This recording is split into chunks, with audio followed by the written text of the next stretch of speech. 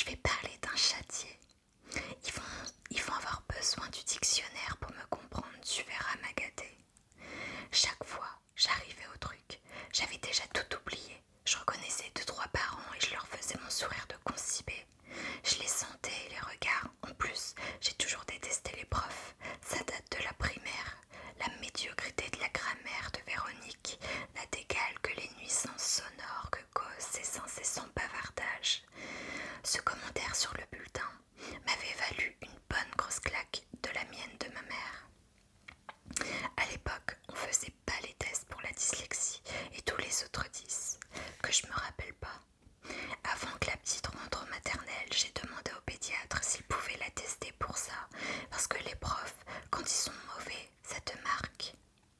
Je voulais pas qu'elle soit comme moi, à en baver, pour faire le minimum. À faire des trucs comme devenir secrétaire juste pour prouver le contraire à Madame Michel, la maîtresse de CE1, dans un asile de fous. D'accord, mais secrétaire quand même. Enfin, planté au milieu de la salle, je voyais tous ces profs coincés, encravatés, la moitié qui me reluquait. J'avais la boule au ventre comme si c'était moi qui avais merdé. L'envie de lui crier, j'ai rien fait, je te jure chérie, j'ai même pas mis de jupe. Mais c'est comme ça avec les gens, ils te mettent dans des cases. J'aurais pu venir avec la capeline sur la tête, que ça aurait rien changé. Le girafon, pas besoin d'avoir fait maths sup, maths spé pour savoir que ce qu'il pense de nous. Partout il pose ses petits yeux qui disent merde à l'autre. Il juge la gare, le sapin rose dans la Clio, juge le quartier, la maison, mon Bouddha doré dans l'entrée. Les petites statues de bulldog français assortis aux chiens, le plaid en moumoute sur le canapé. Ce qu'on regarde à la télé, ils jugent sans le dire, mais je le sens. Me sort, c'était très bon madame, merci beaucoup pour ce repas. Moi j'entends, ah super, c'est ça qu'on mange chez les bouilleux. En plus, il s'acharne à me vouvoyer, le petit con, à m'appeler madame. Vas-y, essaye de faire plus ringard. Je te prends 10 ans à chaque fois qu'il lâche un madame avec son air de Nadine de Rosefield. Qui contrôle comment j'ai mis les couverts sur la table. Désolée madame, j'ai le tutoiement difficile qui me dit. Alors ça, c'en est un bon, de problème de riche. Chapitre 2. Des photos de nous trois, il y en a très peu. Mon père a développé au fil des ans un talent remarquable pour feinter l'objectif, car ma mère le dépasse d'une demi-tête, mais pas question que ce soit immortalisé. Si par malheur, un photographe insiste en nous attraper dans sa lentille, elle devait s'asseoir ou enlever ses chaussures. Ça se faisait sans un mot. Elle se courbait docile, puis déchaussait ses talons, en enfilant quand même ce sourire de guerre qui laisse un peu voir ses gencives. L'image sur l'écran ne leur ressemble pas. On est à la plage, j'ai 10 ans. Je me tiens au milieu à ma place, chacun a une main sur mon épaule, et pour eux, rien de plus normal que de s'astreindre à ce genre de partage équitable de ma petite personne. Ce qui cloche, c'est tout le reste. Mon père sourit avec ses sourcils sombres. On voit à peine sa veine, celle qui part de la tempe pour s'échouer jusqu'avant la nuque et qui cogne contre sa boîte crânienne lorsqu'il couvre sa colère. Parfois elle me revient en rêve, la veine avec sa sérénade habituelle, des mots d'amour démesurés qu'il répétait matin, midi et soir comme un disque rayé. Il lui fallait me dire encore et encore tout ce qu'il ferait pour moi par amour. Et tout, c'était absolument tout. Se saigner, s'oublier, mourir même. Ou pire encore, rester avec ma mère. Des mots durs qui tranchent avec ses yeux tendres. Pour la fausse blonde qui surexpose la photo, tirée des archives du bonheur familial. Elle nous surplombe.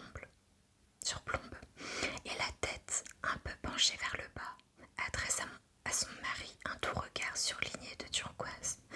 Alors je zoome et dézoome, peu convaincue. Mes parents, les vrais, sont des grenades dégoupillées.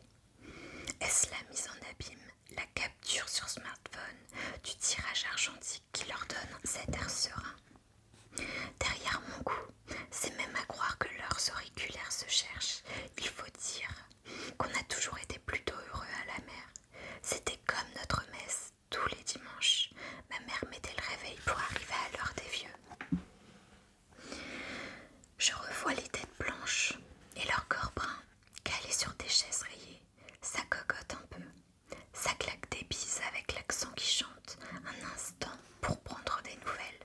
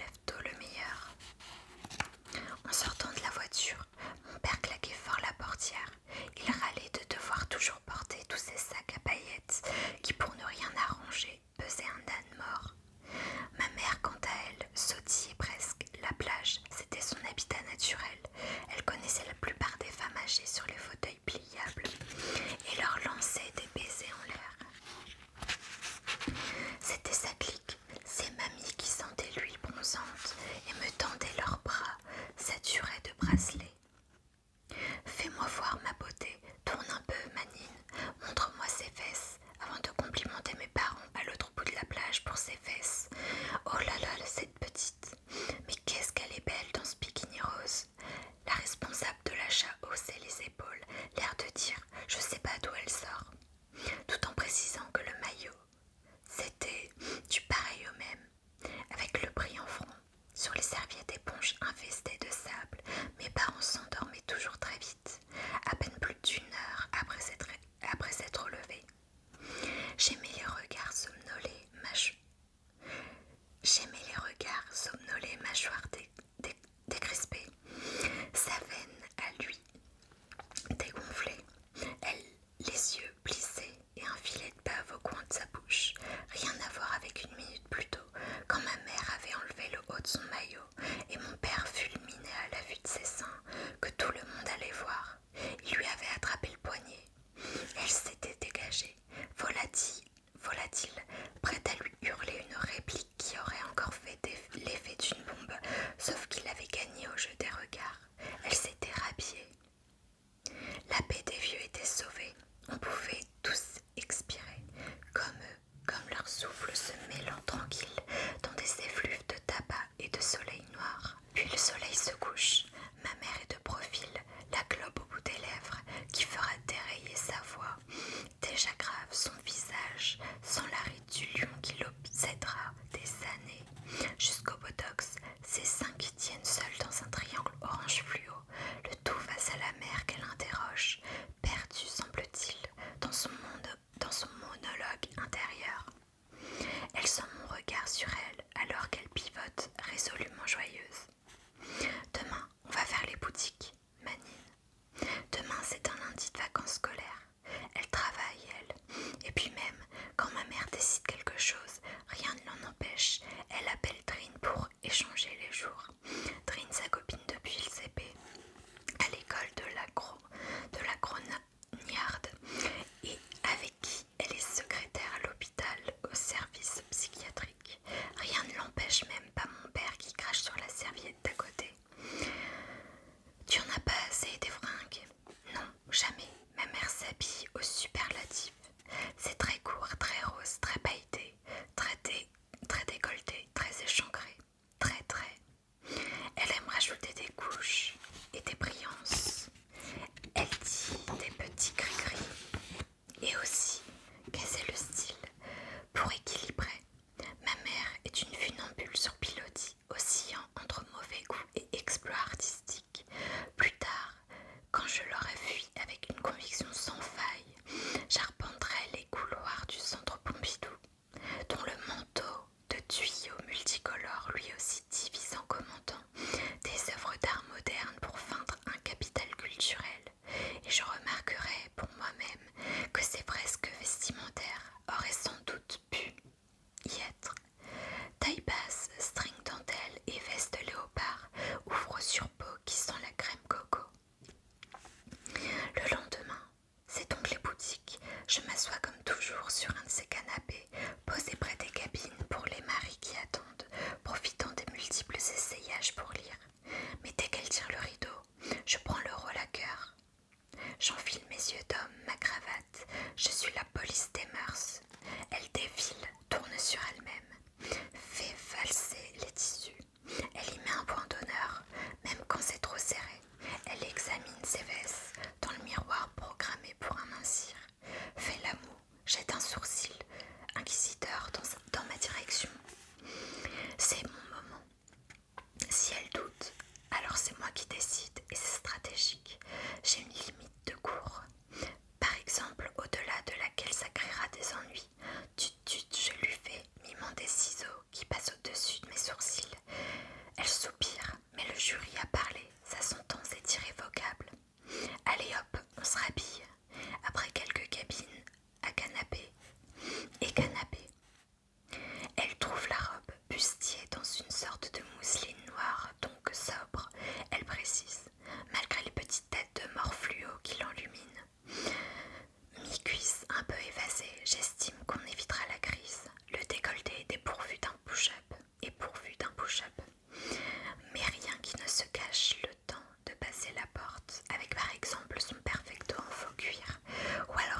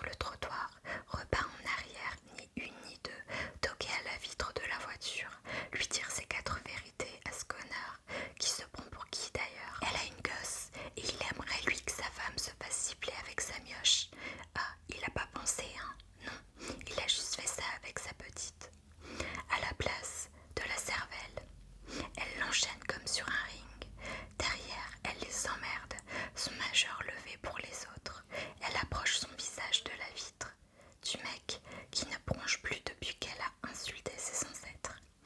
Souvent j'ai peur pour elle, peur qu'en face ça ne réponde pas qu'avec la bouche. Sauf qu'elle a quelque chose, semble-t-il, qui les empêche comme une lumière. C'est qu'elle brille, autant qu'elle braille. Tous ces gros mots que je m'étais promis de ne jamais faire sortir de ma bouche, qu'elle dit aux siffleurs en voiture, mais aussi aux banquiers, aux bouchers et même à la boulangère, si bien qu'ils le craignent, si bien qu'ils la craignent, si bien que tous se courbent devant elle dès qu'ils entendent sur le sol ses talons qui claquent. Certains disent, comme pour contrer son pouvoir, qu'elle est vulgaire. Moi je dirais qu'elle est solaire, un soleil de canicule, du genre incendiaire. Ma mère revient vers moi, avec en fond les voitures qui repartent et l'eau du bord qui scintille derrière elle comme une traîne. Bon, tu veux un coca? J'en suis à pratiquement 30 minutes de vidéo et je viens de finir de vous lire le chapitre 2. Donc je pense que je vais m'arrêter là.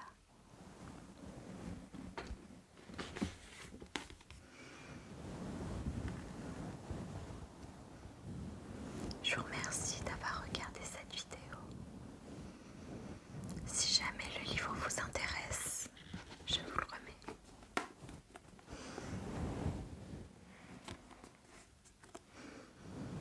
Il s'intitule La bonne mère de Mathilda Di Matteo.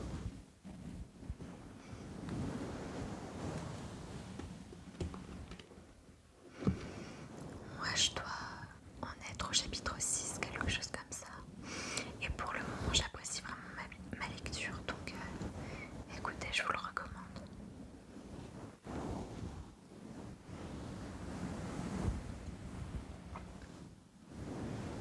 Je vous souhaite